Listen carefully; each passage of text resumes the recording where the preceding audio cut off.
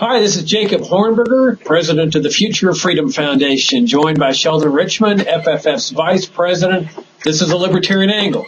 The show, as many of you know, that brings you the libertarian perspective on the burning issues of the day, the perspective that you all know by now you're not going to find in the mainstream media.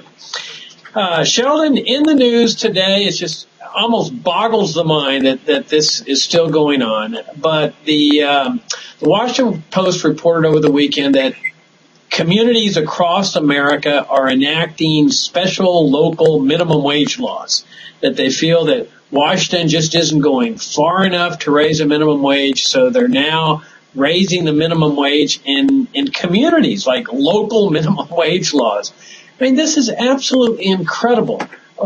We libertarians have been showing that this thing's an absolute disaster when it comes to poor people for decades. I mean, why is it that we have such a difficult time breaking through to the statists who are absolutely convinced that by passing a law, they can abolish poverty? I mean, to me, it just is so befuddling. What do you think? Well, it's a sad commentary. It does show you that after,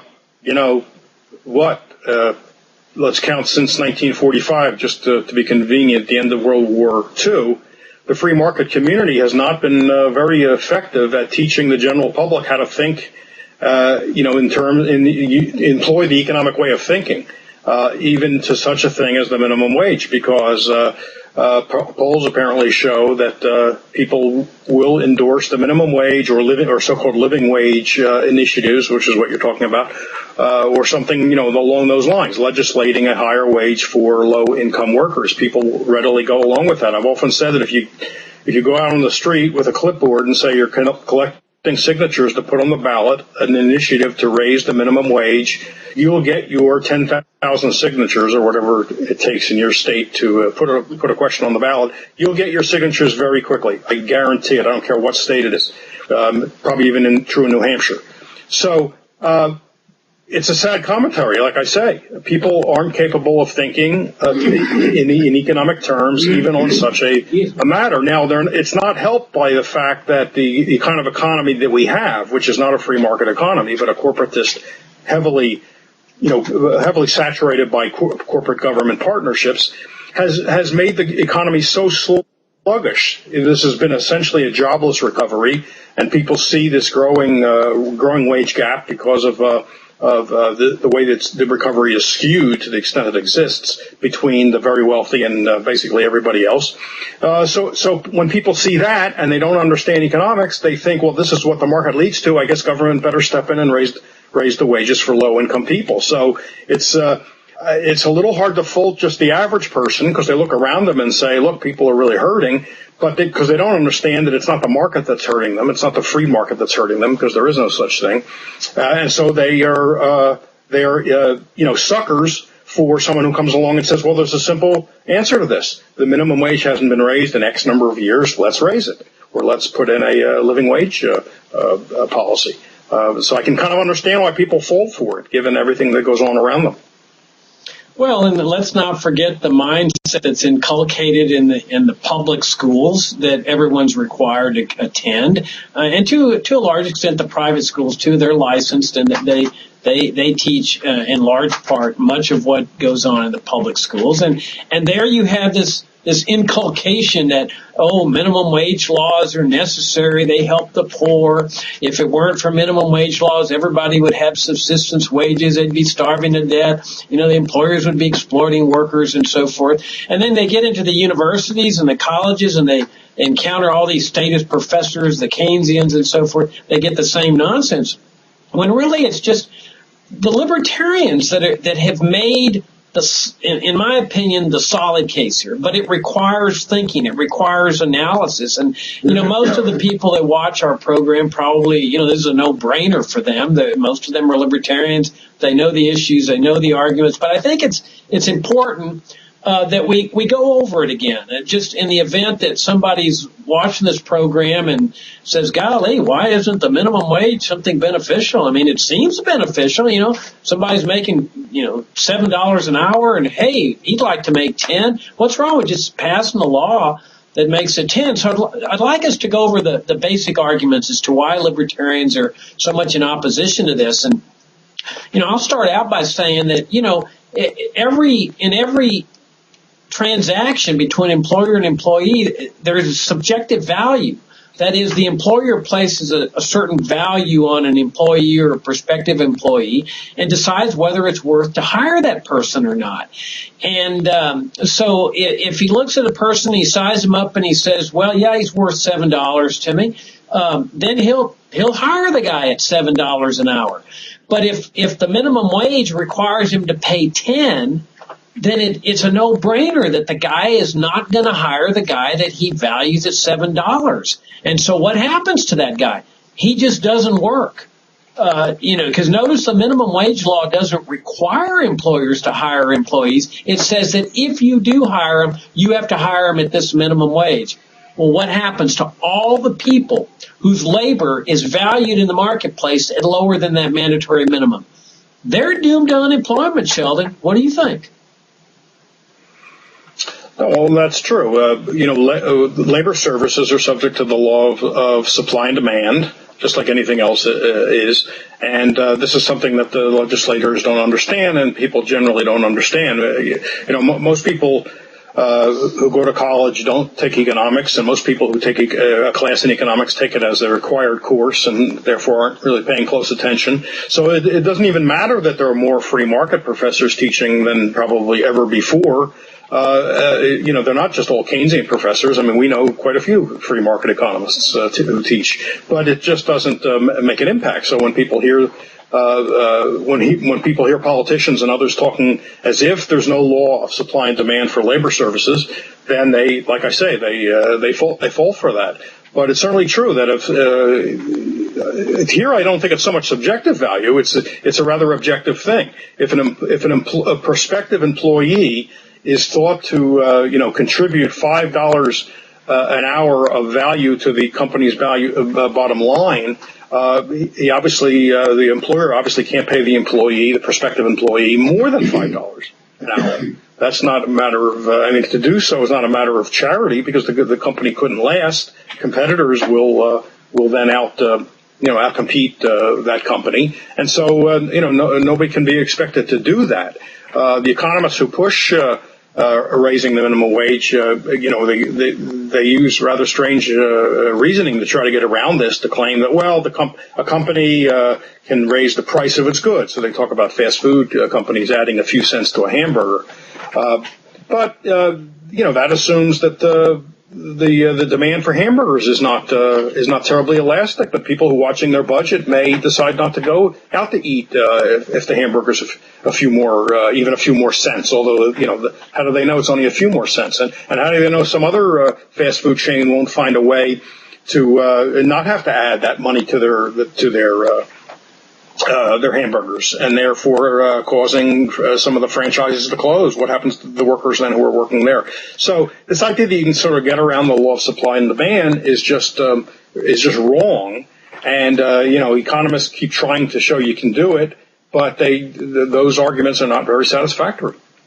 Yeah, I think that these local city councilmen that are enacting these laws, that they think the laws of supply and demand are laws that they can repeal by enacting their minimum wage law. I mean, sometimes I'll use this argument that, why limit the minimum wage to $10 an hour or $15 an hour? Why not go all the way up to $100 an hour? Or better yet, make it $1,000 an hour. Wow. Who's going to oppose getting paid $1,000 an hour? Well, I think that when you place it in those terms, that everyone can understand why that kind of minimum wage would be bad. Employers can't afford to pay people $1,000 an hour. They just don't have the revenues to sustain such a thing. Their workers are not worth it to them in terms of $1,000 an hour. So I think everybody can grasp that. I think what makes it difficult is that when you get down to the $10 an hour, people say, well, it's a little bit more reasonable. But it's not reasonable for everyone whose labor is valued at lower than that 10. Those are the unemployed people. I read recently that the unemployment rate among black teenagers is now 40%. And the statists will look at that and say, well, has nothing to do with the minimum wage law. Well, what do you mean it has nothing to do with it? It has everything to do with it. These are people that cannot garner that minimum wage. They can't go to the employer. I mean, they'll go to the employer and say, look, okay, it's true I may not have the work skills, I may not have the experience, but I'll work at $7 an hour. And the employer, who might be willing to hire him at 7 or 5 or 2, says, I can't do it. You know, they're making me pay, say, $10 an hour, and you're not worth 10 to me.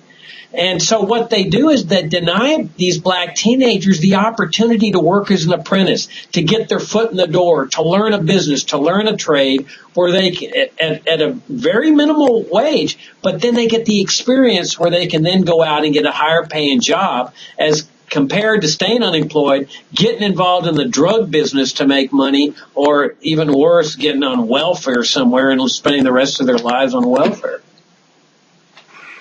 That's right. I think it's worth pointing out that most advocates of the minimum wage, except for the least sophisticated, would not support a $100 minimum wage, a $1,000 minimum wage, a $50 minimum wage. They know that would create unemployment. So what they're obligated to explain to us is, what about the current state of the labor market is keeping the wage from going from the current $7.25, I think it is, to $10.10, which is being talked about.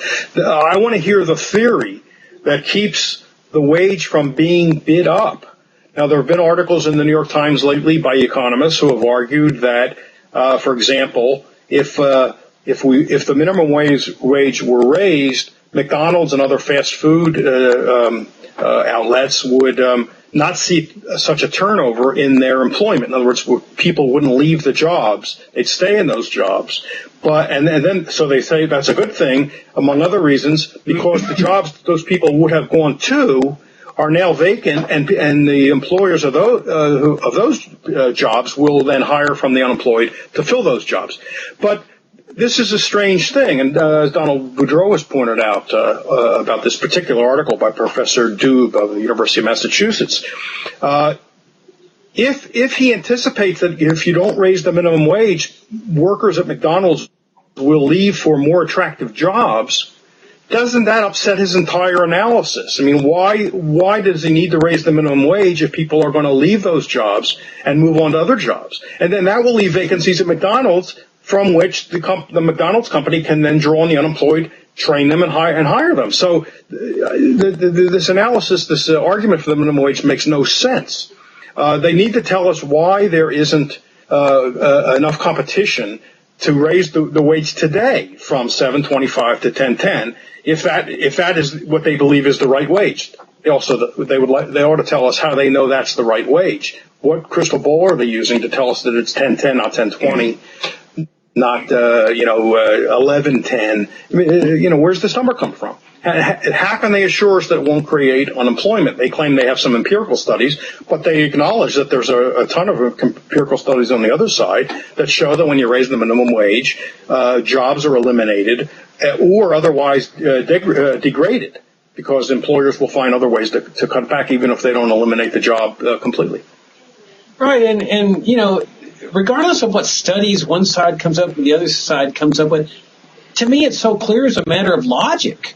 I mean, if people can see that a $50 an hour minimum wage is going to put out of business most employees, out of jobs, most employees, because employers simply cannot pay them $50 an hour, then clearly they can see that the same principle would apply, albeit to a lesser extent, at $10 an hour, that everybody whose labor is valued at less than that 10 is going to be out of a job. And so it's not surprising that we see a 40% unemployment rate among black teenagers.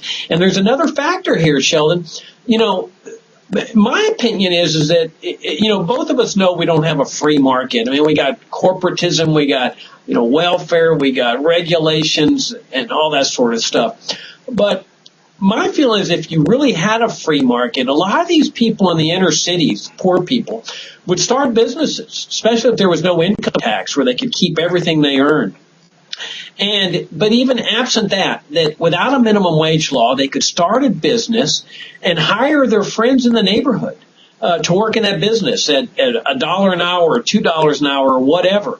And in order to build a business to compete against the well-established businesses, the ones that already have made it, the ones that can pay this minimum wage. But with a minimum wage law, that keeps them from doing that because it requires that whoever they hire, they got to pay $10 an hour or whatever they make the minimum wage. And so it acts as a protection device to the rich, to the well-established firms. They don't have to worry as much by new upstart firms coming out of the inner cities and among the poor people. No, I agree, and that's exactly where I wanted this conversation to go. Libertarians are not doing their job if they leave it as a narrow discussion of the minimum wage, and the economics of labor, because this discussion of the minimum wage is now just on the terms of the ruling elite. They want to raise the minimum wage, at least one wing of it wants to raise the minimum wage because it's the ruling elite's way of looking like they're doing something for low income people without rocking any big boats. You never hear these people talking about getting rid of occupational licensure, which applies to all kinds of occupations. It's not simply about doctors and lawyers. In Louisiana, you can't be a florist. In most places, you can't drive a cab without permission from the government. All kinds of things are subject to occupational licensure all over the country. But you don't hear the humanitarians talking about that. You don't hear the humanitarians talking about zoning laws, which prohibit people from starting businesses in their homes in most places. You don't hear them talking about land, vacant land, abandoned land, which the government controls in cities and other places and doesn't let poor people simply take and use and for homes and businesses, or government-held land, huge tracts of government land in the West that's not being put to any use. You don't hear the humanitarians, the labor unions, or any of these people talk about that. They just want to talk about, let's raise the minimum wage $3 an hour, and then they can look like they're doing something. This is what we need to show them, that there's a radical libertarian solution to this problem, and it comes from really freeing up the market and more specifically freeing up low-income people, poor people, from the shackles that keep them from economic advancement. The way I like to put it is, all along the road to personal economic advancement, the government has erected, the government and their partners in corporations and government-sanctioned unions have erected toll gates along this road to personal economic progress. And we need to knock down those toll gates and let people free to make their way in life. And that's a great point. I mean, the greatest thing that could ever happen is if the poor, the people at the bottom of the economic ladder, were to realize what we libertarians have been saying about these statists for decades and joining up with us and demanding that minimum wage laws be abolished. It would be the greatest thing that could happen to the poor. And and you can see the hypocrisy of these statists. They claim that they're doing it for the poor. They love the poor. I've heard this nonsense, for decades. And, not to digress into immigration, but we see how they treat people, immigrants. We see this war on immigrants. We see them locking out of the country people that are just trying to come into work to sustain their lives, to work at any wage. And so this notion about how they love the poor and the needy and the disadvantaged, this is nonsense. As you're pointing out, it's a racket. The licensure laws are a racket to protect the privileged from unfettered competition, including the lawyers and the doctors. It's a racket. And the regulations, the regulated economy, it's a racket, because how many small upstart firms, especially started by poor people, can afford the money that goes into complying with all these regulations? And then you've got these minimum wage laws that protect the people that are skilled, that are worth $10 an hour in the marketplace, but condemn those that would like to learn that skill. They would like to get their foot into the workplace. They would like to learn a work ethic and have the experience so that they can go out and start businesses of their own to compete against a well-established firm. This is really a whole war against the poor. And if the poor ever were to discover that, I think you might see some real wholesale changes in this country in a positive direction. Well, we have to do a better job at spelling this out, and we have to talk to people who are in that category, and not just to other high educated people, and because it's not getting down to the people who are really the potential libertarians of the future. We need to get this make this point clearly to them. The government Absolutely. is their enemy. The government is not their friend. Right. Now, let me shift gears here a little bit. We still have some time about, what's going on in Asia. As we've talked about before, the U.S. Seems to be exiting the Middle East to a certain extent. They're still supporting some of the dictatorships and all, but at least they're out of Iraq, and they're talking about getting out of Afghanistan. They're, of course, still trying to stay there. Hopefully, Karzai will boot them out like Maliki in Iraq booted them out. But they've had this so-called, pivot to Asia, where they're now going to start, refocusing on Asia. And my prediction, Sheldon, is that we may see a resurgence of Cold War anti-communism again. That where, China has now made the new official enemy, where you've got crises and chaos and so forth with provocations. And we got a hint of that the other day when there was this dispute between China and Japan over some islands, and China just announced that they're going to assume control over the skies over those islands. And so what does the U.S. National Security State do? They fly two B-52 bombers into this disputed fly area. To me, this was just a childishly dangerous taunt. I mean, what's the point of that? What if China had shot down one of those planes? Then what? I mean, would the U.S. not have to retaliate with some kind of bombing campaign against China? And there's also this treaty that the U.S. has with Japan that obligates the United States to go to war if Japan ends up in a war with China. I mean, this is the type of thing that we really need Americans to be questioning as well, not just minimum wage laws, but this whole notion of interventionism and entanglement in these kind of mutual defense pacts and so forth, because ultimately there could be a miscalculation where Americans find themselves not in these limited wars in Iraq and Afghanistan, but in some really messy wars where daughters or sons are being sent off to their deaths in some worthless cause as they did throughout the Cold War. Yeah, the U.S. should certainly not be getting between Japan and China or South Korea and China, and I would end, both of those treaties that the U.S. has with Japan and South Korea. And get all the troops out of those two places. I mean, long after the World War II and the Korean War, the U.S. still has troops there. This idea of a pivot to Asia. I mean, the U.S. has been an Asian power, you could argue, since the federal government moved, westward into California, and certainly in 1898 when it fought the Spanish and took over the Philippines. So it's not new. But this idea that we're now going to sort of step up our attempt to micromanage countries in that part of the world is ridiculous, and we should oppose it and fight it. It's no improvement to go from the Middle East to Asia. The U.S. should be, get everybody home and decommission the troops and totally scale back and liquidate the empire. There's no need for this U.S. empire, and the presence in China in Asia is just a manifestation of that. It's time it all ended. Yeah, and it's that old imperial mindset, it seems to me, that they've got to have official enemies. I mean, the national security state knows that fear is the coin of the realm. They have to keep the Americans stirred up and stirred up and stirred up so that they continue supporting the ever-increasing budgets. The defense contractors need their stream of income.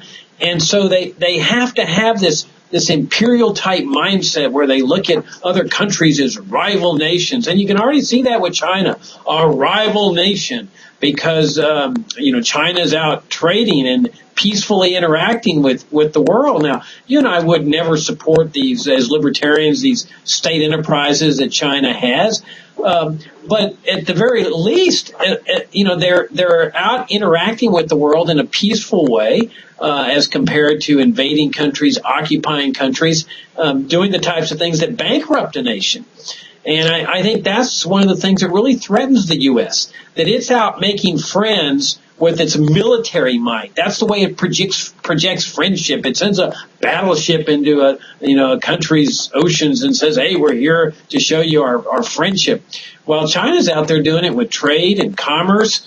I mean, there's something just not right with this picture, and that's what we libertarians have argued for so long is we don't need this empire. It's alien to the American way of life. This whole national security state apparatus, it was brought into existence because of the Cold War. Cold War ended. It's time to restore this idea of commerce and interaction with the private sector, and as you said, dismantle this empire, get rid of it, bring all the troops home from Korea, Asia, the whole shebang in these mutual defense pacts that obligate American men and women to die for some cause that they don't even understand overseas, and restore a whole sense of a new vision to America, one of non-intervention and peaceful interaction with the world among the private sector. Yeah, it's a huge drain on Americans' pocketbooks. They don't appreciate how much goes into that, how much money goes into this entire, imperial project. It's been estimated by Robert Higgs and others that it's well over $1 trillion. It's more than just the Pentagon budget because there's a lot of other associated expenses that are scattered around different departments.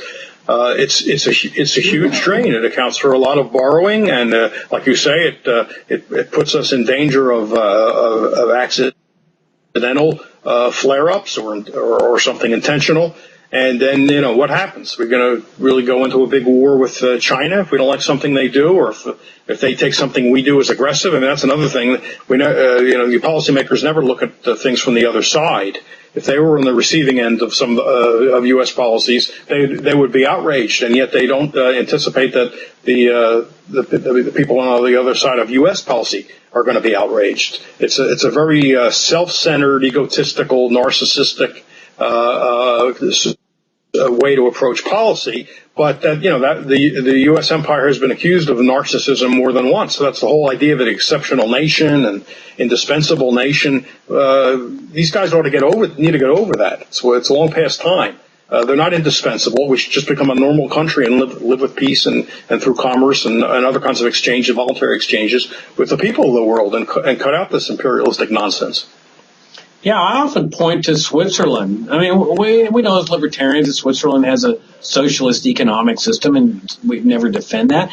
But notice that the Swiss people don't have this horrible anxiety about this fight over a few islands between Japan and China that goes back, from what I can tell, centuries. They're not there, in terrible anxiety that there's this new well, it's not really a no-fly zone. It's just establishing jurisdiction over airspace over these islands. I mean, the Swiss people their government minds its own business. In fact, their foreign policy is really based on the founding foreign policy of America.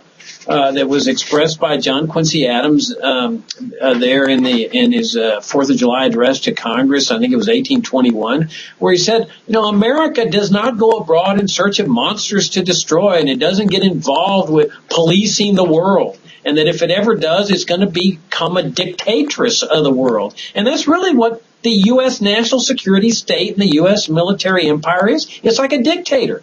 It's out there dictating what you can do and what that country can do and what that country can do. Switzerland, they don't dictate to anybody. Their entire philosophy is defense. I mean, their Department of Defense really is a Department of Defense. It isn't a Department of War and being the international policeman. And it's that vision that I think that we as libertarians bring to the American people. And this is the type of thing we know we're never going to hear on the mainstream media, and that is it's time to reevaluate everything that this government has done since at least World War II, as you point out, since 1898, this idea of having an empire and viewing nations as rivals and enemies and official enemies and provocations and crises. It's just no way to live life, Sheldon. No, it's getting rid of that is part of the whole idea of the U.S. getting off the backs of the American people. I mean, it's all one and the same thing. So there's not really a strong distinction between foreign policy and domestic policy. They're one and the same. Get off our backs. Let people alone. they'll do much better on their own than they will with the state, quote, looking after them. Yeah, that's a great point. That's a great point. And get off the backs of people over there too.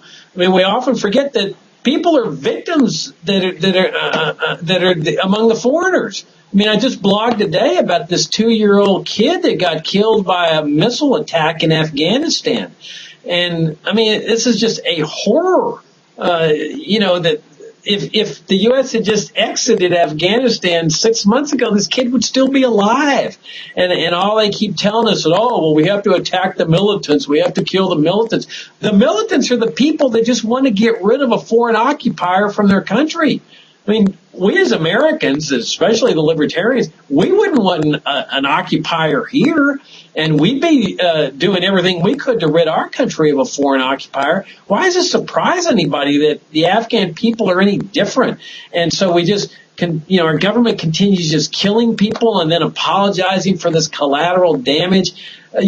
Why can't they just leave people alone? And by dismantling this machine, they have to leave people alone because they won't have the machine to do it. And as you point out, you got to dismantle this machinery here domestically too, because they won't leave us alone with minimum wage laws and regulations and IRS nonsense. And I mean, it just goes on and on. But I think your point's very well taken. It all fits together. It's this nanny concept, paternalistic concept that just is ingrained in the statist mind. Anyway, on that note, Sheldon, I think we'll wrap things up. This has been the Libertarian Angle. I know you guys some of you have been watching the show. We get some nice comments from you. Want to let you know that this is our end of year fundraising. Our work depends on your support. We can't do it without those of you that help us out in any way you can. And we're very, very grateful for the support y'all have given us. If you've never donated to the Future of Freedom Foundation, now's a great time to start. You help out with this show, and you help us with our other activities. In fact, a great way to start is with just a subscription to our monthly journal, Future of Freedom, which Sheldon edits, and which I think you'll love. But all of our activity, our on the road seminars, our work with the college students, our work with the Econ Society, a student-run group at George Mason, and it all comes together. Our FFF Daily, we're out here spreading these ideas because we believe that ideas matter. They can change the world. They do change the world. And you just got to keep out there spreading them, and you got to keep persevering and with the confidence that ultimately America will move in a prosperous, peaceful, more harmonious direction. And that's what we're aiming for. So thanks so much for tuning in, and we'll see you next time.